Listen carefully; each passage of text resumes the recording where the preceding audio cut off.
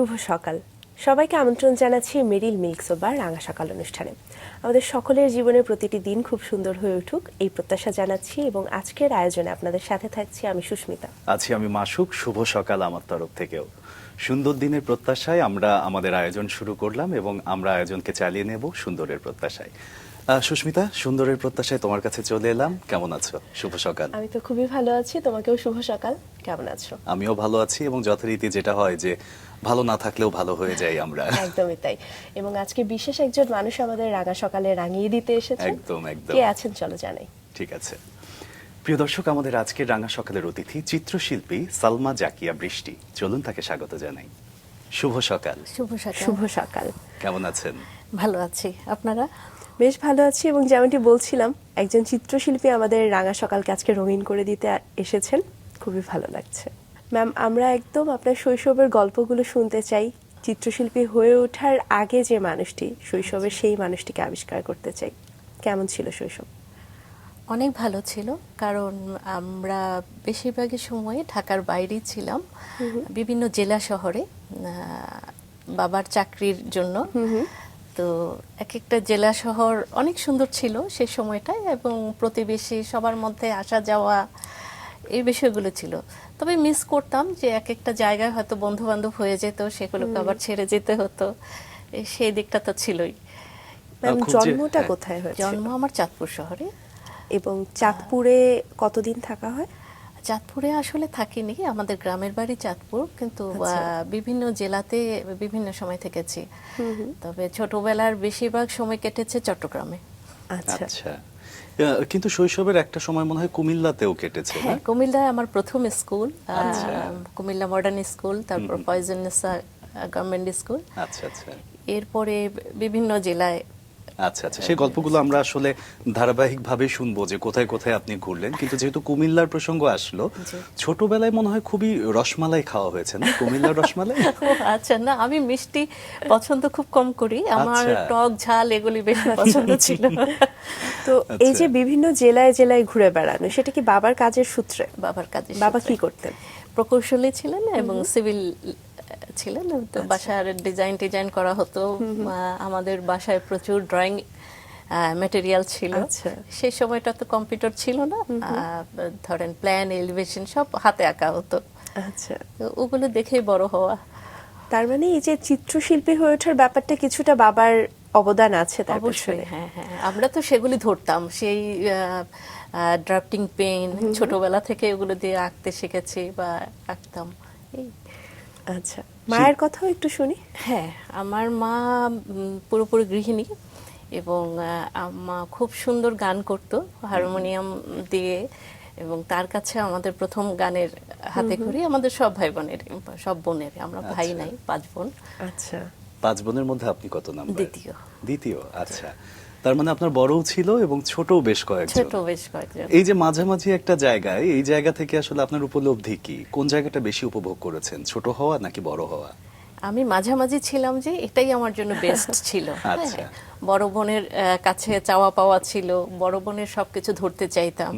হ্যাঁ, আর ছোটরা হচ্ছে মাঝের 3 জন আমরা বন্ধুর মতোই ছিলাম, প্রায় সমবয়সী, এবং ছোটটা তো অনেক গ্যাপে। ছোটটারও সেই আবদার টাবদার গুলো ছিল আমার কাছে, ওইটাই অন্যরকম ব্যাপার। আচ্ছা, তো ছোটবেলায় বোনদের সঙ্গে দুষ্টুমি করা হতো কতটা, নাকি খুব শান্ত ছিলেন সবাই? আমি একটু শান্ত ছিলাম, তারপরে কিছুই যে করতাম না দুষ্টামি তা না, সুযোগ পেলে তাই করতাম। আচ্ছা, কি ধরনের দুষ্টামি করা হতো? দুষ্টামি বলতে আসলে আমাদের ওই সময়টায় গল্পের বই পড়াটা নিষেধ ছিল। হ্যাঁ, তো আমাদের বাসায় একটা নিয়মে ছিল যে ফাইনাল এক্সাম শেষ হতো, পরের বছরের বই তার আগেই চলে আসতো। আচ্ছা। হ্যাঁ, তো ওই সুযোগটা ছিল না যে আমি এক্সাম শেষ এখন গল্প বই পড়বো বা এটা, আমরা ওই লুকিয়েই পড়তাম। বইয়ের ভিতরে বই দিয়ে বা ওই ধরনের দুষ্টামিগুলো খুব হতো। আচ্ছা, আর রাস্তার জিনিস খাওয়া নিষেধ ছিল, সেটাও খেতাম লুকে। আচ্ছা, বলছিলেন যে মা গান করতো, সেখান থেকে গানের হাতে খড়ি, কিন্তু এছাড়া আপনি ছোটবেলায় নাচও শিখেছেন আমরা জেনেছি। আমি ছোটবেলায় বড়বেলায় নাচ করেছি, বাফাতি করেছি, তারপর জিনাত জাহান, লাস্ট কিছুদিন শিবলি মোহাম্মদের কাছে, বাট আমার এটা চর্চার মধ্যে রাখা হয়নি শেষ পর্যন্ত। তো সেই নাচের শুরুটা হয়েছিল কত বছর বয়সে মনে আছে? সেটা তো স্কুলের বিভিন্ন প্রোগ্রামে, আমাদের সময় তো আচ্ছা। অনেক প্রোগ্রাম হতো হ্যাঁ। স্কুলগুলোতে, তো এই যে বার্ষিক প্রতিযোগিতা ছাড়াও বিভিন্ন ধরনের ইভেন্ট থাকতো যেগুলোতে পার্টিসিপেট করার জন্য নাচ শিখেছি। আচ্ছা, কার উৎসাহ বেশি ছিল, বাবার না মায়ের? দুইজনই খুব আমাদেরকে এই কালচারাল অ্যাক্টিভিটিগুলি করানোর ব্যাপারে আগ্রহী ছিলেন। আচ্ছা, কিন্তু এক্ষেত্রে দেখা যায় যে কালচারাল অ্যাক্টিভিটির বা একটা চর্চা যখন আপনি করেন, নির্দিষ্ট একটা অঞ্চলে থেকে যদি করা হয় তখন কিন্তু চর্চাটা একটু একরকম হয়, কিন্তু আপনি যেহেতু ঘুরে ঘুরে আসলে আপনার পুরো জীবনটা কাটিয়েছেন, সেক্ষেত্রে এই সাংস্কৃতিক চর্চায় কোনো সমস্যা হয়নি? তেমন কোনো হয়নি। যেমন আমি যখন নোয়াখালীতে ছিলাম আমরা অল্প কিছুদিন, তো খুব ভালো একজন গানের টিচার ছিলেন, আচ্ছা। ওস্তাদ ছিলেন, তো ওনাকে আমি সারা জীবনই মিস করব। আচ্ছা। হ্যাঁ, তো ওনাকে ছেড়ে আসতে আমার খারাপ লেগেছে। আর তখন যে ম্যাক্সিমাম টাইম আমরা গভর্নমেন্ট স্কুলে পড়েছি, তো গভর্নমেন্ট স্কুলের অ্যাক্টিভিটিগুলি মোটামুটি মিল আছে কিন্তু। হ্যাঁ, সবসময় অনেক নতুন টিচার আসলে তাকে বরণ করা, গার্ল গাইড, এই ধরনের অনেকগুলি ইভেন্ট ছিল। তো সো ওই আপনি শিক্ষককে বলছিলেন যে আপনি কখনো ভুলবেন না, শিক্ষকের মধ্যে নিশ্চয়ই এমন কোনো বিশেষ গুণ ছিল বা বিশেষ কারণ ছিল যেটার কারণে আপনি এখনো তাকে মনে করেন? হ্যাঁ, বিশেষ কিছু গান ছিল যেগুলি আসলে ওই সময়টাতে, আমি নোয়াখালীর কথা কেন বলি, যে আমার কিছু বন্ধু ছিল যাদেরকে আমি হারিয়ে ফেলেছি। হ্যাঁ, আচ্ছা। আর আমাদের সময় তো ওই চিঠি লেখা হতো, তো অ্যাড্রেসটা চলে গেলে, বাসা বদল হলে আর যে মানে ওইটার কোনো সুযোগ ছিল না। তো ওই গানগুলির মধ্যে স্মৃতিগুলি জড়ানো ছিল আর কি, সেই কারণে।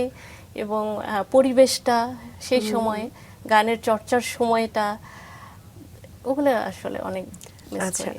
অনেক জায়গা ঘুরে ঘুরে আপনার বড় হওয়া, তো আমরা বলি না যে ঘুরলে তখন মনের প্রসারতাটাও বড় হয়, বাড়ে। তো এত জায়গাগুলো ঘোরা, সেই জায়গার সকল অনুভূতি আপনার উপর কিরকম প্রভাব ফেলেছে? এখন তো ছবি আঁকার সময় বোধহয় ওই বিষয়গুলি চলে আসে আমার কাছে, যে আমি মিস করছি বা আমার কাছে ঝাপসা হয়ে গেছে, আমি মনে করতে চাইছি, পারছি না, এই যে একটা ফিলিং। হ্যাঁ, তো আমার বিমূর্ত ছবি আঁকাটা আসলে এই কারণে। আচ্ছা, তো সেই ছবি আঁকার চর্চার শুরুর কথা যদি জানতে চাই, প্রথম আসলে কখন রং তুলি নিয়ে ছবি আঁকতে শুরু করলেন বা ভালো লাগতে শুরু করলো ছবি আঁকা? সেটা খুব ছোটবেলায়। প্রথমে আসলে রং তুলি দিয়ে না, আমার ছবি আঁকা শুরুটা হচ্ছে কলম দিয়ে। বাসার বড়দের কলম থাকতো, কাগজ থাকতো, খবরের কাগজ, যে কোনো জায়গায় ড্রয়িং করতাম খুব। হ্যাঁ, তো আবার এক জায়গা থেকে চলে আসছি, সেই জায়গায় আমার পড়ার টেবিলের সামনে যে ভিউটা ছিল সেটাকে আমি আঁকতাম। এইরকম দৃশ্য আমি অনেকবার এঁকেছি। আচ্ছা, হাতে কলম থাকলে আপনি শুধু ছবিই আঁকতেন না, আপনার লেখালেখিরও অভ্যাস ছিল। সেই বিষয়গুলো আমরা জানবো, কিন্তু আপনার সম্পর্কে কিছু তথ্য আছে আমাদের কাছে, দর্শককে জানাই। প্রিয় দর্শক, স্বাধীন চিত্রশিল্পী এবং লেখক সালমা জাকিয়া বৃষ্টি ঢাকা বিশ্ববিদ্যালয়ের চারুকলা ইনস্টিটিউট থেকে ছাপচিত্রে স্নাতক সম্পন্ন করেন এবং থাইল্যান্ড, ভারত ও বাংলাদেশে বিভিন্ন শিল্পকর্ম কর্মশালায় অংশগ্রহণ করেছেন। বিমূর্ত ধারায় কাজ করা এই শিল্পী 3 দশকের বেশি সময় ধরে স্বাধীনভাবে শিল্পচর্চা করে আসছেন। তার প্রথম একক চিত্র প্রদর্শনী 2017 সালে বাংলাদেশ শিল্পকলা একাডেমিতে ভয়েস ফ্রম দ্য পাস্ট শিরোনামে অনুষ্ঠিত হয়। পরে আলিয়াস প্রসেস দে ঢাকায় a way to break beyond 2019 এবং তনুমধ্যা 2022 সালে প্রদর্শনীর আয়োজন করেন। কানাডা, থাইল্যান্ড, ভারত ও বাংলাদেশে তিনি 40টিরও বেশি যৌথ প্রদর্শনীতে অংশ নিয়েছেন এবং 2018 সালে 18তম এশিয়ান বিয়েনালে গ্র্যান্ড অ্যাওয়ার্ড অর্জন করেন তিনি। স্মৃতির জগৎ শিরোনামে তার একক অনলাইন প্রদর্শনী 2023 সালে অনুষ্ঠিত হয়। তিনি বিশেষ চাহিদা সম্পন্ন শিশুদের নিয়ে শিল্পভিত্তিক কাজ তার শিল্পচর্চার গুরুত্বপূর্ণ অংশ করে রেখেছেন, যেখানে আর্ট থেরাপির মাধ্যমে শিশুদের মানসিক বিকাশে কাজ করছেন। নিজের অটিজম বৈশিষ্ট্য সম্পন্ন সন্তান মাশরাফি আভিনকে কেন্দ্র করে শুরু হওয়া এই উদ্যোগ পরে বিভিন্ন জেলায় কর্মশালা এবং গবেষণায় বিস্তৃত হয়েছে। বর্তমানে তিনি জাহাঙ্গীরনগর বিশ্ববিদ্যালয়ে অটিস্টিক শিশুর সার্বিক বিকাশে চিত্রকলার ভূমিকা এবং প্রেক্ষিত বাংলাদেশ বিষয়ে পিএইচডি গবেষণা করছেন এবং তার প্রকাশিত উপন্যাসের নাম মন তোমাকে ফিরে চাইলাম। তার সম্পর্কে কিছু তথ্য আমরা জানলাম, আবারও ফিরে যাচ্ছি তার কাছে।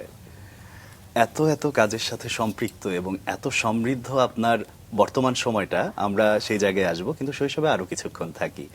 আমরা যেমনটা শুনছিলাম যে বন্ধুদেরকে এখনো মিস করেন, সেই সময়টা এখনো মিস করেন। পারিবারিক আবহটা সম্পর্কে একটু শুনি। আপনি বলছিলেন যে মা গান করেন এবং বাবারও আপনার সাংস্কৃতিক কর্মকাণ্ডে বিভিন্ন ধরনের উৎসাহ ছিল। ভাই বোনদের সহযোগিতা কেমন পেয়েছেন এসব ব্যাপারে? আমরা মোটামুটি সব বোনেরাই বা এরকম সঙ্গীত চর্চা, নাচ বা ছবি আঁকার সাথে যুক্ত ছিলাম। আচ্ছা। আর এখনো অনেকে আছে, মানে এখনো চর্চা করে। তবে আমাদের বিষয়টা ছিল যে অনেকটা স্কুল কেন্দ্রিক, আচ্ছা।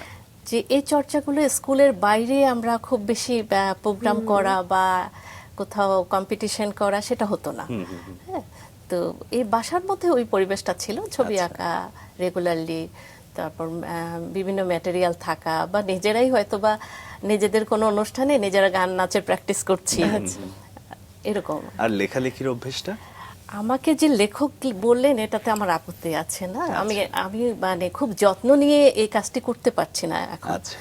হ্যাঁ, তো এটা আমার অভ্যাস ছিল যে ছোটবেলায়, তো এটাও ছোটবেলার কথা বলি, যে আমাদের দেয়ালিকা যেটা প্রকাশ হতো স্কুলে ইয়ারলি একটা, তো ওইখানে শুধু কবিতা লেখা না, ওইখানে আমরা সম্পাদনার কাজটাও করতাম। বাহ। আচ্ছা, তো সো ওইটার সাথে জড়িত ওই সময় থেকে। তারপর বিভিন্ন সময় লিখেছি, বাট আমার মনে হয় আরো যত্ন নেওয়ার প্রয়োজন ছিল। যে উপন্যাসের কথা বলেছি ওইটাও আরো বেশি যত্ন নিয়ে লেখা উচিত ছিল। আসলে আমার শিল্পের মনে আছে। ক্ষুধা এমন, এটা আসলে কোনো কিছু দিয়ে আসলে পরিপূর্ণ করা সম্ভব নয়, এবং এই ক্ষুধার কারণে আসলে শিল্প বেঁচে থাকে আমি বলবো। ম্যাম, আপনি আসলে 5 বোনের মধ্যে দ্বিতীয়, এবং বোনরাও বিভিন্ন সাংস্কৃতিক কর্মকাণ্ডের সাথে জড়িত ছিল। এই যে পারিবারিক আবহটা শিল্প চর্চা বান্ধব ছিল, পরবর্তী জীবনে এটাকে আপনি আসলে কিভাবে দেখছেন? আমি এটা যতটুকু সম্ভব কন্টিনিউ করেছি। আমার যেমন ক্রাইসিস ছিল, প্রতিকূলতা ছিল আমার জীবনে, তবে আমার মেয়েকে নিয়েও আমি ও নাচে ডিপ্লোমা করেছে ক্লাসিক্যাল ডান্সের উপর। তো ওই চর্চাগুলো আমিও এখন পর্যন্ত আমার বাসায় ওটা আচ্ছা। চর্চাটা আছে। আপনার মেয়ের নাম? আমার মেয়ের নাম টিয়া। আচ্ছা আচ্ছা। বাহ। তো আপনি আপনার পরিবার থেকে যে সাংস্কৃতিক পরিমণ্ডলে বেড়ে উঠেছেন, আপনি চেষ্টা করেছেন নিজের সন্তানদেরকেও সেই পরিমণ্ডল দিতে। সেই কথায় আমরা ধীরে ধীরে আসব। আমিনের সম্পর্কে জানা ছিল মাসু কিছুক্ষণ আগে, তার কথা আমরা শুনবো। কিন্তু এবারে একটু যদি জানতে চাই যে শৈশবে তো আমরা অনেক রকম স্বপ্ন দেখি, বড় হয়ে এটা হতে চাই সেটা হতে চাই, এরকম কোনো স্বপ্ন ছিল সেই সময়? না, আমার আমার স্বপ্নটা ছিল হচ্ছে পিতামাতার স্বপ্ন। তাদের স্বপ্নটা কি তাদের ছিল? স্বপ্নটা ছিল হয় মেডিকেলে পড়তে হবে বা বুয়েটে পড়তে হবে। বাট এটা আমি আসলে চারুকলায় ভর্তি হওয়াটা খুব হঠাৎ করে হয়েছে, এটা প্ল্যান করে হয়নি। তো আমিও হয়তো বা মেনেই নিচ্ছিলাম যে ওইটাই হয়তো হবে, যে কারণে খুব বেশি স্বপ্নের কথা ভাবি না। আচ্ছা। আর এখন যদি স্বপ্নের কথা বলেন, আসলে এখন ওই জীবনানন্দ দাশের বোধের কবিতাটা যেমন, যে কোনো একটা বোধ কাজ করে মাথার ভিতরে, আচ্ছা। ওইরকম একটা হয়ে গেছে আর কি স্বপ্নের বিষয়। আচ্ছা, বাবা মা বলছিলেন যে ডাক্তার ইঞ্জিনিয়ার হতে বলতেন। এটা আসলে বাবা মার চাওয়া ভুল কিছু না, তারা হয়তো বা একটা নিশ্চিত জীবন চেয়েছিলেন। কিন্তু আমার তো মনে হয় যে আপনি পড়াশোনায় বেশ ভালো ছিলেন বিধায় তারা এটা ওই সময় চাইতেন। হ্যাঁ, আমাদের বাসায় পড়াশোনার পরিবেশটা খুব নিয়ম মতো ছিল, খুব রুটিন মাফিক ছিল। যে বিকেল 4টার সময় হাত মুখ ধুয়ে পড়তে বসা, এই ধরনের একটা নিয়ম ছিল আমাদের বাসায় সবসময়। এসএসসি তে ফলাফল কেমন হলো? মোটামুটি, ফলাফল খুব বেশি না, বাট আচ্ছা, আচ্ছা। ঠিক আছে আর কি। আচ্ছা, তো আপনি বলছিলেন যে চারুকলায় ভর্তি হওয়াটা হুট করে, খুব পরিকল্পনা করে না। তো সেই হুট করে ব্যাপারটা কি করে হয়ে গেল, বা ঢাকায় আসা কি প্রথম চারুকলায় ভর্তির পরেই? না না, আমি লালমাটিয়া কলেজে পড়েছি আচ্ছা। এইচএসসি তে। তো আমি একটা কাজের সাথে কাজটাকে দেখতে এসেছিলাম, তখন বিজয় দিবসের একটা কাজ চলছিল চারুকলায়, বা আলপনার কাজ। তো ওইখানে শখ করে একটু আলপনা করলাম, আর একজন আচ্ছা। বলল, সিনিয়র একজন, যে হ্যাঁ তুমি এখানে পড়লে ভালো করবা, ওই মাথায় ঢুকলো। আচ্ছা, মাথায় ঢুকলো এবং পরবর্তীতে আপনি ইন্টারভিউ পড়তে দিলাম। শুরু হ্যাঁ, করলেন। হ্যাঁ, হ্যাঁ। কিন্তু ভর্তি হওয়ার প্রক্রিয়াটা কেমন ছিল? তখন একটা কোচিং হতো, তো আমি প্রথমে ওই কোচিং এ জয়েন করি, যে নিয়ম কানুন কিছু শেখার আছে। তারপর এডমিশন টেস্ট, ওইখানে চান্স পেয়ে গেলাম, তারপর ভর্তি হয়ে গেলাম। বাহ। তো ছাপচিত্র এই বিভাগটি বেছে নেওয়ার পেছনে কোনো কারণ ছিল? হ্যাঁ, একটু ডিফারেন্ট মিডিয়াগুলো। ওইখানে ধরেন ছাপচিত্র বিষয়টা হচ্ছে কি যে একই ইমপ্রেশন মানে একই চিত্র অনেকগুলি আপনি ফর্মে করা। হ্যাঁ অনেকগুলি কপি পাবেন আপনি। তো ওইটা খুব ইন্টারেস্টিং। আর ওর মধ্যে যেমন মাধ্যমেরও অনেক অনেক বিষয় আছে, যে অ্যাকোয়াটিন্ট আছে, কোনোটা অ্যাসিডে কাজ করছি, কোনোটা ডিপ করতে হবে আমাকে অনেকক্ষণ ধরে অ্যাসিডে খাওয়াতে হচ্ছে প্লেটটাকে। তো ওইগুলো অনেক মজার আর কি, টেকনিকগুলো অনেক মজার ছিল। এই বিষয়টি আপনি পড়বেন, সেটা কি আপনার নিজের সিদ্ধান্ত ছিল নাকি? এইটি হচ্ছে কি প্রথম বছরে আমাদের থাকে যে সবকিছু করতে হয়। আচ্ছা। হ্যাঁ, তো ওই সময়ে ভালো লাগা প্লাস ওইখানে আপনার ভালো লাগার সাথে সিট থাকা, ওইগুলোরও ব্যাপার আছে, বিষয় আছে। কিন্তু পারিবারিক জায়গা থেকে যদি দেখি, আপনি যে সময়টাই চারুকলায় ভর্তি হয়েছেন, পরিবার থেকে এই সময় এমন একটা কথা আসে যে তুমি ছবি আঁকা পছন্দ করো, এমনি আঁকো, ছবি আঁকা আবার শিখতে হ্যাঁ, হবে। আমার অনেক অনেক কষ্ট হয়েছে রাজি করাতে। যেমন এডমিশন টেস্ট হয়ে গেল, তারপর তো একটা ডেডলাইন থাকে যে আমি পেপারসগুলি জমা দিব। তারপর ওই সময় পর্যন্ত আব্বা রাজি ছিল না। আচ্ছা। হ্যাঁ, যেদিন একদম লাস্ট ডেট সে তার আগের দিন রাজি হয়েছিল যে আচ্ছা ঠিক আছে পড়ো এখানে। আচ্ছা। আচ্ছা, তো রাজি করানোর প্রক্রিয়াটা খুব কঠিন ছিল আপনি বলছিলেন, খুব কিন্তু কঠিন ছিল। পরবর্তীতে তাদের প্রতিক্রিয়া কেমন ছিল? খুব ভালো, এখন তো তারা খুবই হ্যাপি আর অনেক উৎসাহ দিচ্ছে আমাকে কাজে। তো ঢাকা বিশ্ববিদ্যালয়ে চারুকলা আমরা যেভাবে দেখি যে খুব একটা বর্ণিল জীবন, তাই না? তারা পড়াশোনা করছে, সেই পড়াশোনাটাও ছবি আঁকার মধ্য দিয়ে মাঠে বসে হয়তো ছবি আঁকছে। তো সেই সময়টা কতটুকু উপভোগ করেছেন? সবচেয়ে ভালো লাগা ছিল হচ্ছে চারুকলার যে এনভায়রনমেন্টটা, ক্যাম্পাসটা। আপনি দেখেন যে সকালে যাওয়ার পরই তো মুগ্ধ হয়ে যাওয়া যে এত সুন্দর। তো যেটা ছিল আমাদের 9টায় ক্লাস হতো, আমি চেষ্টা করতাম যে 7টার মধ্যে পারলে চলে যাই ওখানে। তো কিছুক্ষণ আড্ডা, তারপর ক্লাসের রুমে ঢোকা, আবার বের হয়েও তাই, মানে এটা ছিল আর কি ওখানকার সময়, মজার ছিল। পরবর্তীতে আমরা যেটা দেখেছি ম্যাম, আপনি বিমূর্ত ধারা নিয়ে কাজ করেছেন। বিমূর্ত ধারা কথাটা বা বিষয়টা আসলে অনেকের কাছে অপরিচিত হতে পারে, যারা আসলে চারুকলার বাইরের মানুষ। একটু যদি এটা আমাদেরকে ব্যাখ্যা করতেন। আমাদের চিত্রকলা যদি মানে হিস্ট্রিটা দেখি আমরা, যে এক একটা যুগের পর এক একটা এসেছে, ইমপ্রেশনিজম বা এক্সপ্রেশনিজম, কিউবিজম, এরকম একটা সময় যে আমরা মডার্ন আর্ট যখন দেখি যে ইন্সপিরেশন তো ওইখান থেকেই, বাট কেউ না কেউ কোনোটা পিক করছে, হ্যাঁ, ধারাটা বা নিজের মধ্যে থেকে নিয়ে আসছে। আর এই যে বিমূর্ত ধারাটা যদি আপনি নিজের সাথে রিলেট করেন বা কাজের সাথে রিলেট করেন, তাহলে আসলে এটা মানে রিয়েল একটা শিল্প বলা যায়। মানে এটা এমন না যে কিছু না বুঝে আঁকা, বিষয়টা কিন্তু তা না। তো আমাদের প্রতিটা শিল্পীরই যারা চারুকলায় পড়েছি আমরা, একাডেমিক কাজ আমাদের রিয়েলিস্টিকই করতে হতো। হ্যাঁ, মাস্টার্সে গিয়ে আমাদের কিছু ছিল যে মানে নিজের মতো করে কাজ করা বা এক্সপ্রেশনিজম কেউ চাইলে করতে পারে, কেউ চাইলে রিয়েলিস্টিক কাজই করতে পারে, কন্টিনিউ করতে পারে। তো সেই পর্যন্ত আমাদের রিয়েলিস্টিক কাজটাকে করতে হয়েছে। দেন যখন চলে আসলাম, এই যে আমি বলি আমি এত আবেগী, এত অনুভূতি আমার বিভিন্ন জিনিস প্রতি, বা এই যে পুরনো স্মৃতি, এগুলি ভুলতে পারি না। অনেক কথা আছে যেগুলি ভাষায় প্রকাশ করা মতো না। একদম। তো সেটাকে আমি কিভাবে প্রকাশ করব? আরেকটা বিষয় আছে আমার, যেটা নিজেকে হিল করা। পেন্টিং আমার কাছে মেডিটেশনের মতো কাজ করে। আমি ছবি আঁকলাম, সেটা আমি ছবির সাথে কথা বললাম, আমার নিজে রিল্যাক্স হওয়ার জায়গাটা ওইটা। সো এইভাবে আমার ক্ষেত্রে এইভাবে বিমূর্ত চিত্রকলাটা এসেছে। খুব সুন্দর করে বললেন যে ছবির সাথে আমি কথা বলি এবং মনকে এক ধরনের প্রশান্তি দেওয়া। এই বিষয়গুলোর কারণেই আসলে মানুষ শিল্পের এই মাধ্যমগুলো নিয়ে পড়াশোনা করে, গভীরভাবে জানতে চায়। কিন্তু আপনার কাছে জানতে চাইবো বা আপনার কাছ থেকে শুনতে চাইবো যে মফস্বল লেভেল থেকে এখনো অনেক পরিবার আছে যারা চারুকলায় পড়ার ব্যাপারে আগ্রহটা প্রকাশ করে না। আপনি যদি এক কথায় বা দুই কথায় চারুকলাতে পড়ার ব্যাপারটা উৎসাহিত করেন, কিভাবে করবেন? এটা তো একটা বিষয়, আসলে একটা সাবজেক্ট। হ্যাঁ, তো আমি যখন একটা ছবি আঁকবো, তখন এটা কেন না জেনে আঁকবো, মানে কেন এটার পিছনে ব্যাখ্যা বা এটা একটা রুলস আছে, সবকিছু জানার একটা বিষয় আছে। তো এটা আমার মনে হয় না যে এখন অতটা বাধা দেয় আমাদের সময় যতটা দিত। তো এখন অনেক ক্ষেত্রে দেখা যায় যে প্যারেন্টসরাই অনেক আগ্রহী থাকে যে চারুকলায় পড়বে, ওইভাবে চলে আসে। তো একাডেমিক শিক্ষাটা অনেক গুরুত্বপূর্ণ। আর অনেকেই চিন্তা করে যে চারুকলায় পড়ার পর আমরা তথাকথিত যদি বাংলাদেশের অবস্থানটা চিন্তা করি যে পেশাগত জীবনে একটা অনিশ্চয়তা থেকে যায়, তো সেই জায়গা থেকে আপনি যখন পড়ছিলেন আপনার কাছে কি মনে হচ্ছিল?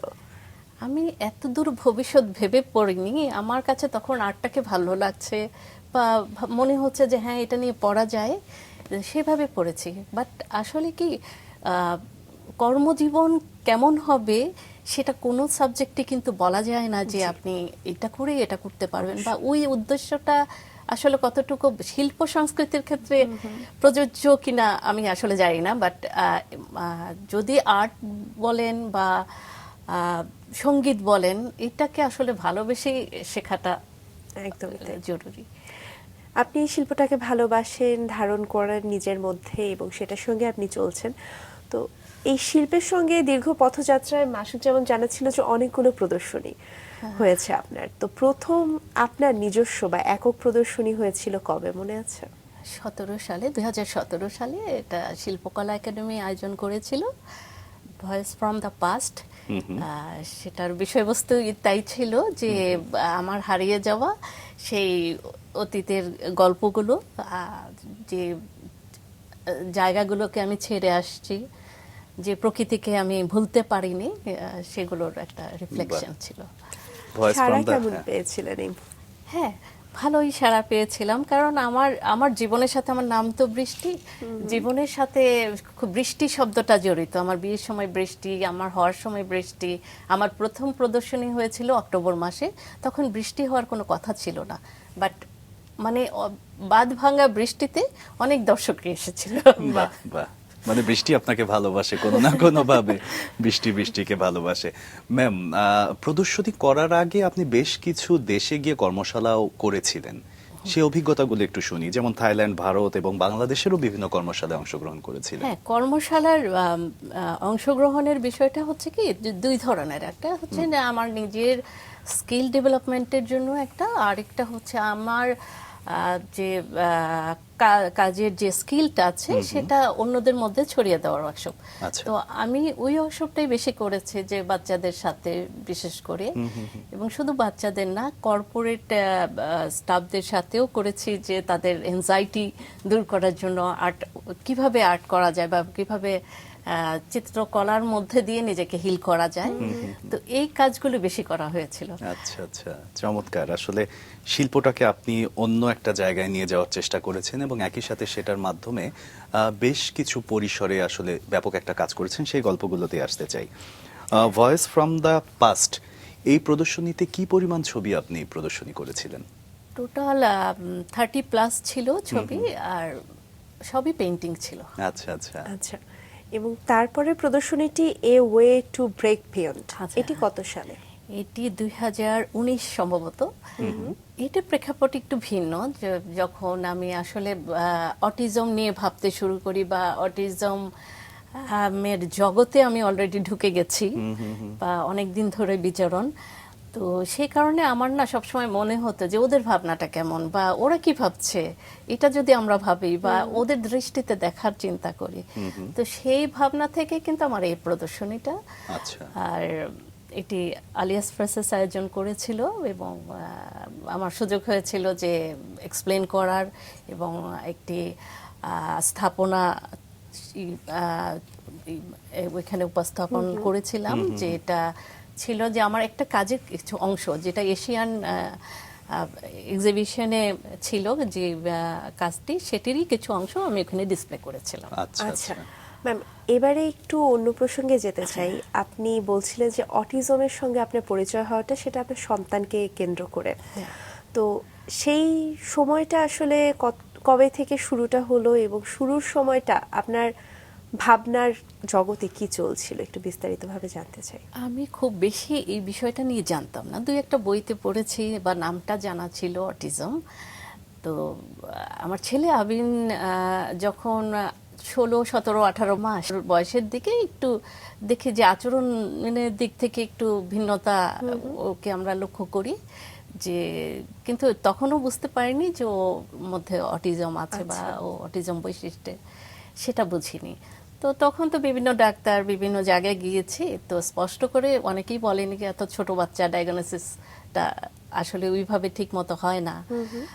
তো কেউ কেউ হেল্প করেছিল বই দিয়ে, ইন্টারনেট ছিল, যে সেইভাবে অনেকটা জেনেছি অটিজম সম্পর্কে। তারপর যখন আসলে জানলাম যে হ্যাঁ ওর অটিজম বৈশিষ্ট্যের আর ওর মধ্যে যে ঘাটতিগুলো আছে অনেকটা মিলে যায় অটিজমের সাথে, তখন 20 মাস বয়সে ওকে প্রথম আমি স্পেশাল স্কুলে ভর্তি করাই।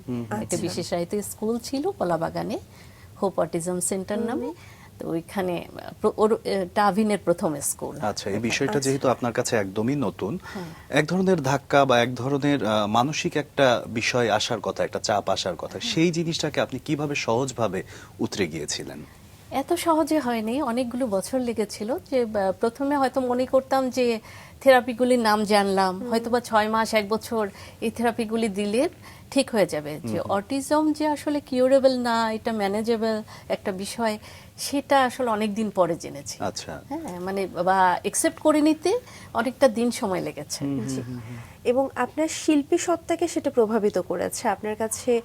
আপনি আগে যে ধরনের শিল্প চর্চা করতেন, এবারে আপনি একটি নতুন ধারাকে আবিষ্কার করতে শুরু করলেন, তো সেটি কিভাবে হয়েছিল?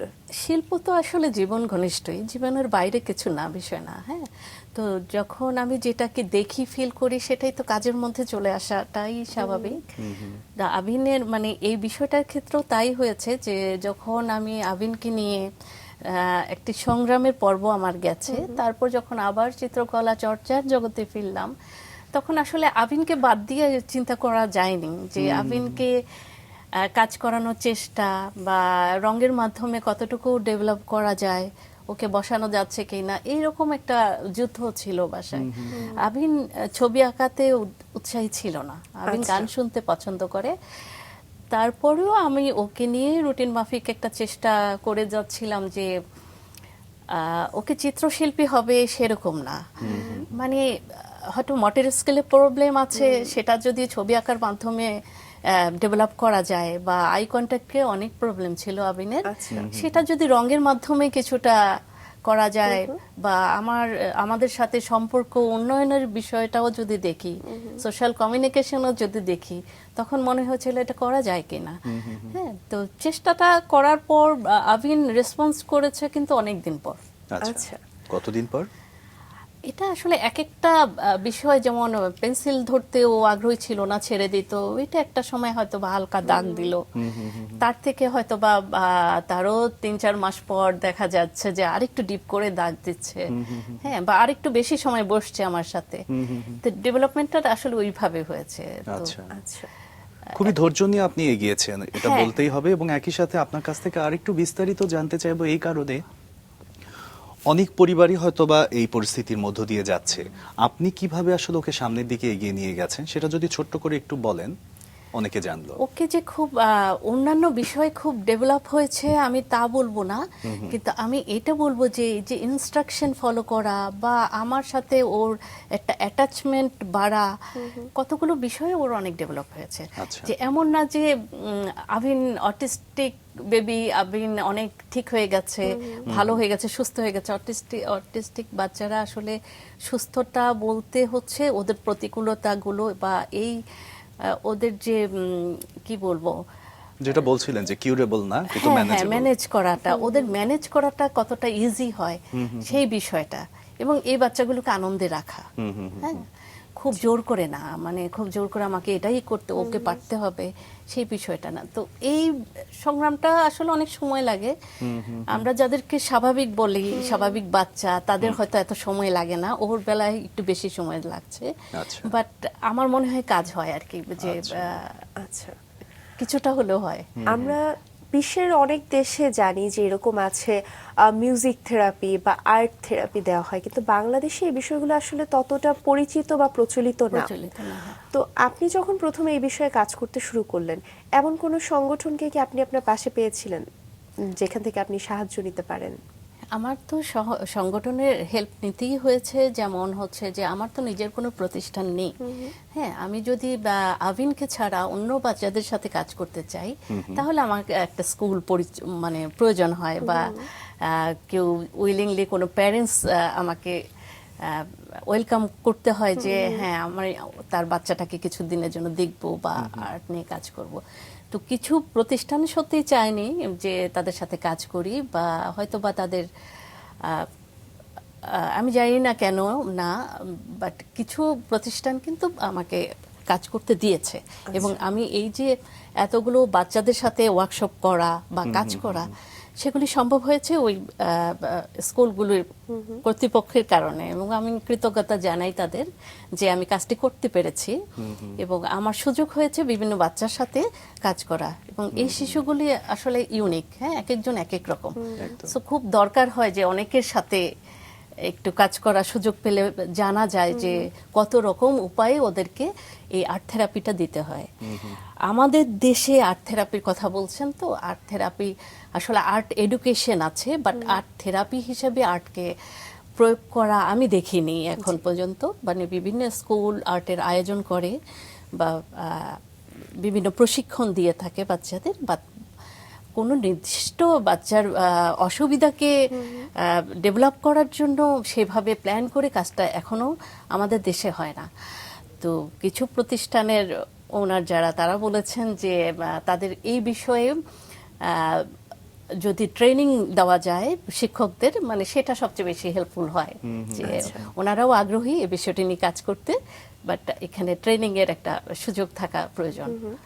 এবং এই যে আর্ট থেরাপির বিষয়টি, এটি শুধু অটিজম যে শিশুদের আছে তাদের ক্ষেত্রে যে উপকারী এমন তো নয়। আমরা জানি যে বিশ্বের অনেক দেশে আসলে যারা মানসিকভাবে বিভিন্ন রকম ডিপ্রেশনে ভুগছে, একাকিত্বে ভুগছে, তাদের ক্ষেত্রে এই থেরাপিটি ব্যবহার করা হয়। তো তাদের উদ্দেশ্যে আপনার কি পরামর্শ থাকবে যারা এরকম কিছু খুঁজছে কিন্তু কিভাবে শুরু করবে বুঝতে পারছে না?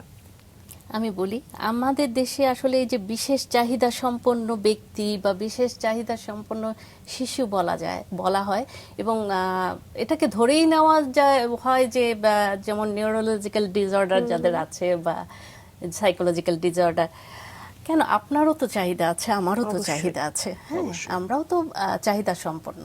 হ্যাঁ, এক একজনের এক এক দিকে হয়তো ঘাটতি আছে যেটাকে আর্ট দিয়ে আপনাকে মানে হিল করা যায় বা প্রচেষ্টা করা যায়। তো আর্টটা আসলে এমন একটা টুলস যে আপনাকে মানে বিষণ্ণতা দূর করা সম্ভব যদি এটা পদ্ধতিগতভাবে ব্যবহার করা যায়। মানে এখানে ব্যবহারেরও একটা বিষয় আছে যে অ্যাপ্লাইটা কিরকম হবে। আপনি বিভিন্ন আর্ট থেরাপি নিয়ে কথা বলছিলেন। আসলে আর্ট থেরাপি আপনি চালাতে পেরেছেনই এই কারণে আর্টের সাথে আপনার খুব দৃঢ় একটা সংযুক্ততা ছিল। আমরা যেমনটা জেনেছি 2022 সালে আপনি তনুমধ্যা প্রদর্শনী করেছেন। এখানে আসলে কি কি ধরনের প্রদর্শনী থাকতো? এটা পুরোটাই একটা ভিন্নধর্মী তবে খুব মজার একটা প্রদর্শনী ছিল, যেটা ছিল আমার সহশিল্পী, এটা ডুয়েট ছিল, সহশিল্পী জুবাইদা আরজু। তো ওর সাথে, ও চারুকলার, ওর সাথে আমার সবসময় একটা আড্ডা হতো যে ও একটা বই পড়লো, সেটা নিয়ে আমার সাথে বিস্তারিত আলোচনা, আমি একটা নতুন কিছু পড়লাম বা পুরনো কোনো বইয়ের আলাপ, গল্পের, উপন্যাসের চরিত্রগুলো নিয়ে আমাদের খুব ডিসকাস হতো। তো আমি যে ছোটবেলায় যে গয়না বানাতে পছন্দ করতাম, ও তাই, তো আমরা নারিকেল পাতা থেকে গয়না বানানো শুরু আমার।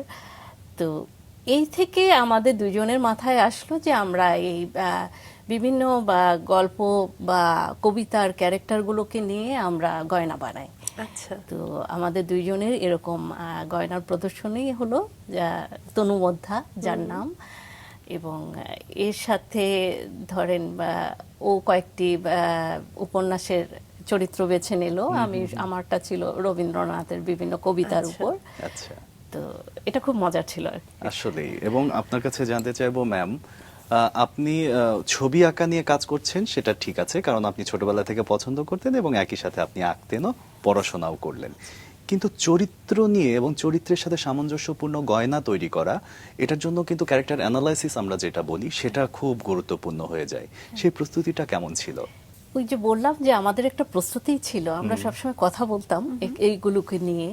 যেমন ধরেন বিভিন্ন, আমরা শুধু মেয়েদের না, আমাদের পরবর্তী পরিকল্পনা ছিল যে হ্যাঁ এখানে পুরুষেরও অলংকার হিসাবে আমরা আসতে পারি। ধরেন একটা বইতে তো দূরবীনের কথাই যদি বলি, যে 3টা প্রজন্মকে আমরা দেখি না, মানে ওইখানে গল্পের চরিত্রের মধ্যে 3 ধরনের আপনার সময়ের চিত্র ঐক্য। সময়, সেই সময়গুলোকে ধরে রাখা বা চরিত্রের মেজাজটাকে কিভাবে, তো আমরা প্রচুর ড্রয়িং করতাম এবং একজন আরেকজনকে হোয়াটসঅ্যাপে পাঠাতাম যে এই যে দেখো এই ক্যারেক্টার সাথে এটা মিলে কিনা, এই কালারের কাপড় মিলে কিনা। গয়নাটা ছিল কাপড় দিয়ে তৈরি গয়না। আচ্ছা। কারণ হচ্ছে যে ম্যাটেরিয়াল হিসেবে কাপড়টা সবচেয়ে সহজলভ্য ছিল, যে কারণে। তো হয়তোবা এরকম আমার কাছে নাই কাপড়টা, হ্যাঁ ওর কাছে একটা আছে, দেখেন এটা ভালো হবে কিনা, এইভাবে আমাদের এই প্রদর্শনীটা হয়েছিল। আচ্ছা। এই নামটার পেছনে কি কারণ তনুমধ্যা? নামটা একজন চিত্রশিল্পীর দেওয়া, মোস্তফা জামান আর্ট, উনি আচ্ছা। আর্ট সমালোচক। তো এই নামটার একটি অর্থ আছে আর কি, যে তনু মধ্যা মানে অলংকার, আমাদের দুইজনের যে অলংকারের ভাবনাটা সেটার সাথে এটা অনেক মিলে যায়, সেই কারণে দেওয়া। আচ্ছা, চমৎকার। তো সেই প্রদর্শনীটি কোথায় হয়েছিল? Alias process. আচ্ছা, তো কিরকম সাড়া পেলেন এরকম ভিন্নধর্মী একটি গয়নার প্রদর্শনী? হ্যাঁ, খুব ভালো হয়েছিল এবং এর মধ্যে আমাদের একটি আলোচনা সভাও ছিল, যেখানে আমাদের সিনিয়র আর্টিস্টরা জয়েন করেছিলেন এবং সবার বক্তব্য, এবং যেহেতু একটি ভিন্নধর্মী একটি উপস্থাপনা ছিল, সেহেতু অনেক আগ্রহী ছিলেন এবং পরবর্তীতে অনেকে এখনো বলে যে এটা কন্টিনিউ করছি না কেন। আসলে এটা সময়ের অভাবে আর করা হচ্ছে না আমাদের, মানে তৈরি করতে পারছি না, এবং প্রতিটি গয়না আমাদের নিজেদের হাতে তৈরি ছিল। আচ্ছা, যদিও আপনি বলছিলেন যে এটা ভিন্নধর্মী, সত্যিই তাই, এটা ভিন্নধর্মী, কিন্তু আপনি আপনার ট্র্যাকে আন্তর্জাতিক পর্যায়ে 40টিরও বেশি প্রদর্শনীতে অংশগ্রহণ করেছেন। সেই অভিজ্ঞতাগুলো আসলে আপনার জীবনে কিভাবে দেখেন আপনি?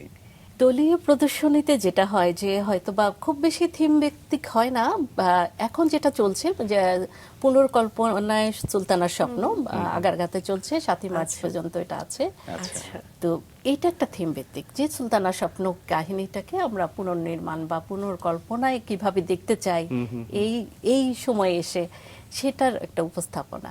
আচ্ছা। কিন্তু বেশিরভাগই দলীয় প্রদর্শনীগুলি আসলে এক একজনের কাজটা এক এক রকমই হয়ে থাকে, বা কোনো থিম ভিত্তিক হয় না।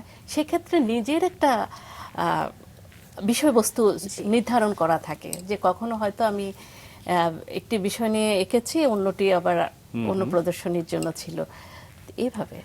তো বিষয়বস্তুর কথা যেহেতু চলে আসলো, আপনার মূল বিষয়বস্তুগুলো কি থাকে সাধারণত একটু জানতে চাই। মনের ভেতরকার বিষয়টা আর কি, যে আমি তো মনের শান্তির জন্য ছবি আঁকি, তো ওই বিষয়টাই আমি বেশিরভাগ নিয়ে আসি। যেমন আমি এখন যেটা চলছে প্রদর্শনী, সেটার কথা যদি বলি, তো বাচ্চাদের সাথে কাজ করতে গিয়ে বাচ্চাদের কিছু স্ট্রেংথ আমি দেখেছি। আচ্ছা। হ্যাঁ, তো অটিজম বৈশিষ্ট্যের হলেও তাদের কোনো কোনো বিষয়ে তাদের কনফিডেন্স, তাদের এক একটা স্ট্রোক, মানে যেগুলি আমাকে মনে করেন পুলকিত করেছে, সেই বিষয়গুলিকে নিয়ে আমি ক্যানভাসের ছবি এঁকেছি। ম্যাম, যেহেতু বিষয়টা সম্পর্কে আপনার জ্ঞান যথেষ্ট ভালো এবং আপনি এটার সাথে সম্পৃক্ত, আমরা আর একটু গভীরভাবে শুনতে চাই, আরো বিস্তারিত শুনতে চাই আপনার মুখ থেকে এই বিষয়টাই। আমার গবেষণার কাজের জন্য এবং তারও আগে থেকে আমি বিভিন্ন বাচ্চাদের সাথে আমি কাজ করেছি, যে আর্টটাকে আসলে প্রয়োগ করা যায় কিভাবে। আমি এখনই থেরাপি বলবো না, যে আমি যখন এটাকে আসলে অ্যাপ্লাই করার মতো উপযুক্ত নিজেকে মনে করব, তখন আমি নিজেকে আর্ট থেরাপিস্ট বলতে পারি।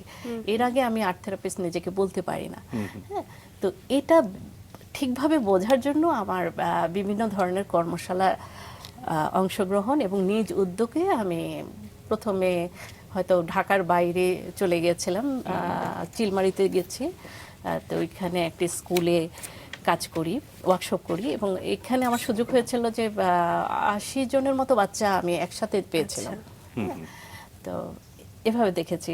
পাশাপাশি ধরেন আমি আমার গ্রামের বাড়িতেই বেড়াতে গেছি, তখন আমার যখন প্ল্যান হচ্ছে সবাই মিলে বেড়াতে যাবে গ্রামের বাড়িতে, তখন আমি ধরেন মেটেরিয়াল কিনে জমাচ্ছি, আচ্ছা। যে ওইখানে একটা স্কুলে আমি কাজ করব, এবং স্কুলগুলো সাধারণত আগ্রহী হয় গ্রামে।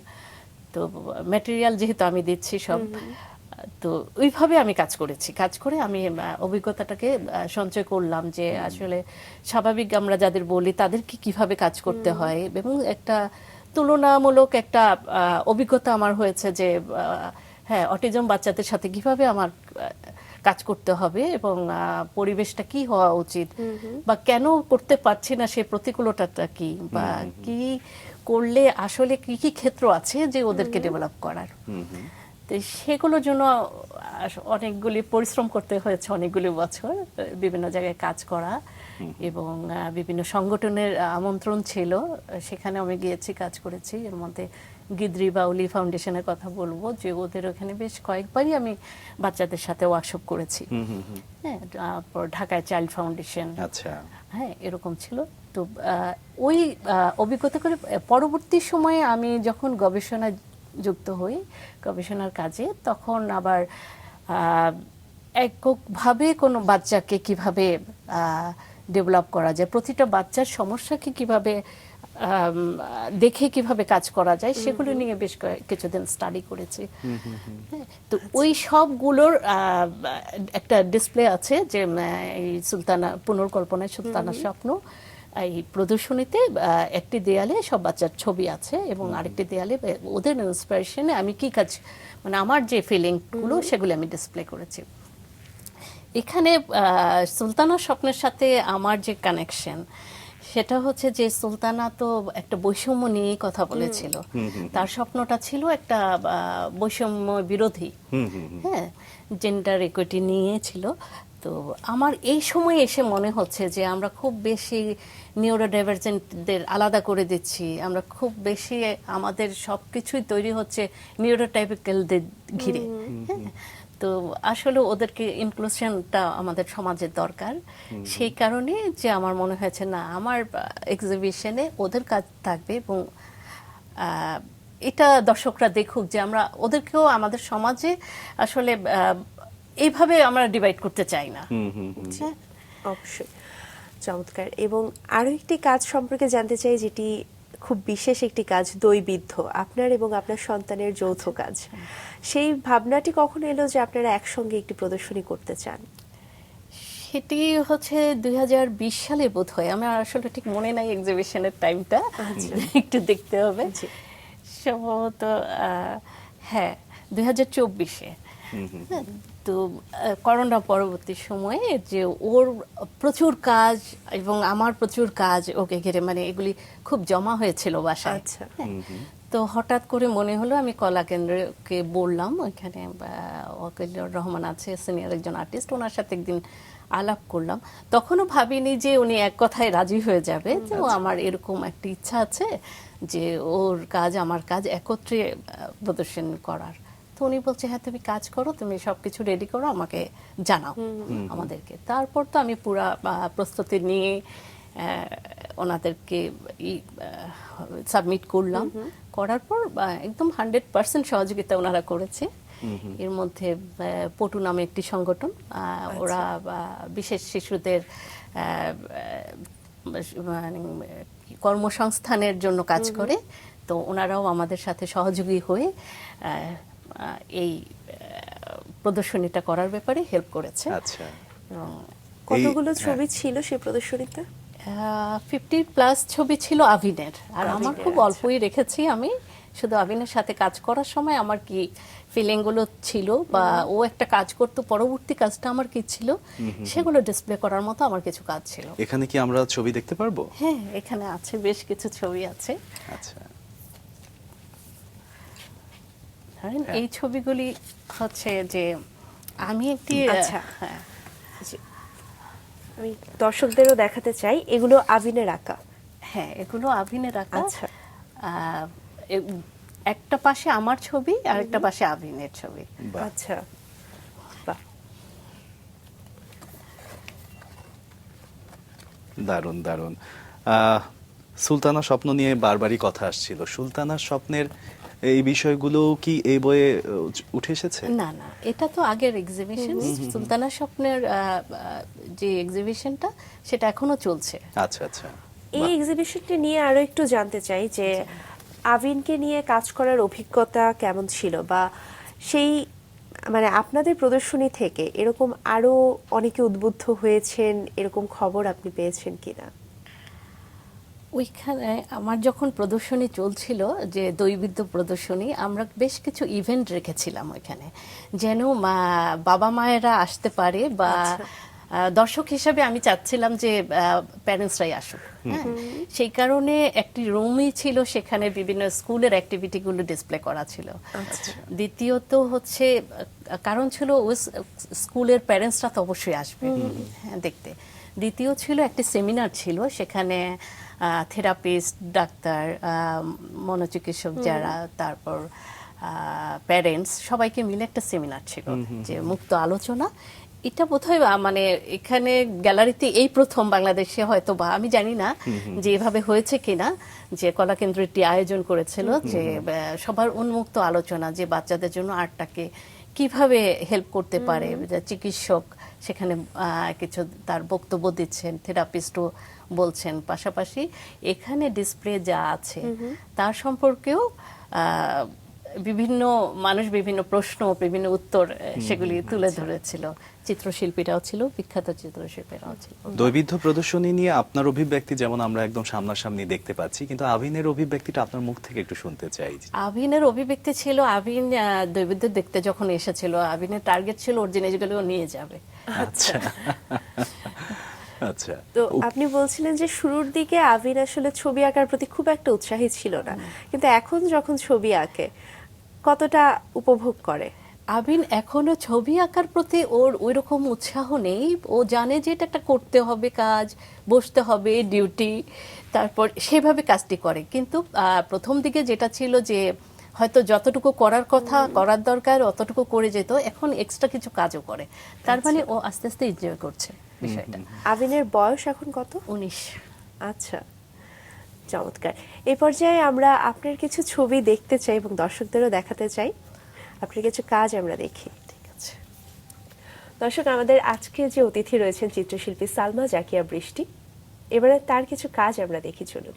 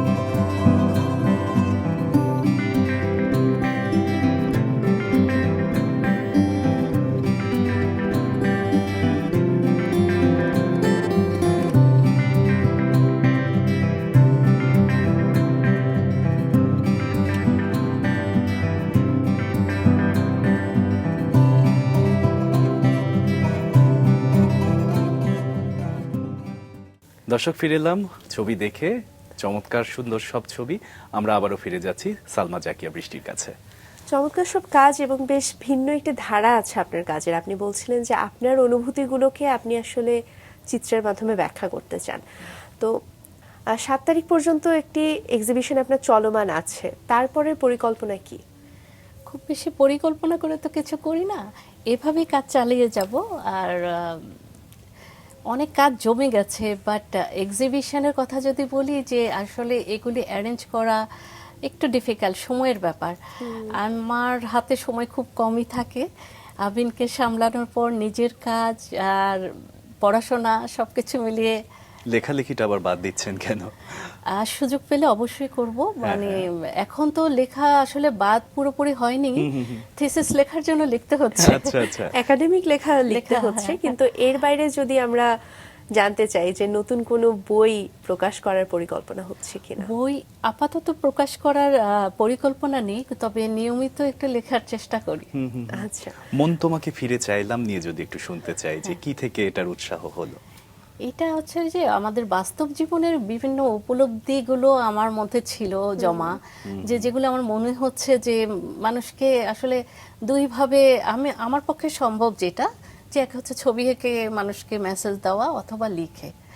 তো ওই মেসেজটা আসলে গল্পের মানে উপন্যাসের মধ্যে দিয়ে, বিভিন্ন চরিত্রের মধ্যে দিয়ে আমি চেষ্টা করেছি প্রকাশ করতে। আপনি বলছিলেন যে খুব বেশি সময় আপনি পান না, কারণ পরিবার, আপনার সন্তান এবং তার পাশাপাশি গবেষণার কাজ, খুবই ব্যস্ত সময় কাটাতে হয় আপনাকে। তো এর পাশাপাশি বর্তমানে ছবি আঁকা কতটা সময় দিতে পারছেন ছবি আঁকার পেছনে?